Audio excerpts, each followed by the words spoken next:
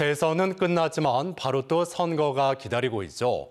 오는 6월 1일 치러지는 지방선거를 앞두고 지역 정치권 행보가 빨라지고 있습니다.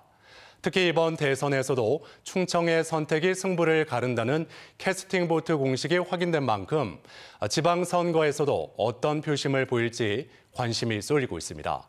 보도에 김태욱 기자입니다.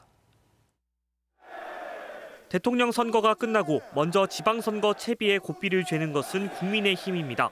대선에서 확인된 민심을 6월 지방선거까지 밀어붙이기 위해 후보 등록과 선거 활동을 빠르게 진행하겠다는 속도전 카드를 꺼내 들었습니다.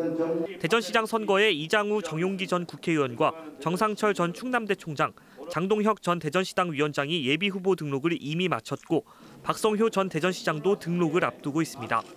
이번 주 안에 출마 선언을 할 예정이고요. 다음 주쯤에 개소식을 포함해서 예비 홍보물도 발송하고. 더불어민주당은 허태정 대전시장의 재선 출마가 유력한 가운데 장종태 전 서구청장이 출마를 공식화한 상태입니다. 민주당은 이번 주 내내 예비후보 인사검증위원회를 진행하는 등 인물론으로 승부를 보기 위해 다소 늦더라도 당내 경선과 공천에 공을 들이겠다는 전략입니다. 3.1% 차이로 대전에서 저희들이 졌습니다만 그 흐름에 영향을 좀 주긴 할 거지만 결코 위축되거나 시천마로 쫄 필요는 없다. 충분히 승산의 여지가 있다고 생각하고요. 세종시장 선거에는 이춘희 세종시장의 3선 도전이 유력한 가운데 민주당에서는 장천규 세종발전연구소장이, 국민의힘에서는 성선재 세종미래포럼 이사장이 예비후보 등록을 마쳤습니다. 충남도지사는 더불어민주당 양승조 지사가 재선 출마를 시사한 가운데 지난 1월 시장직에 사퇴한 황명선 전 논산시장도 출사표를 던진 상황입니다.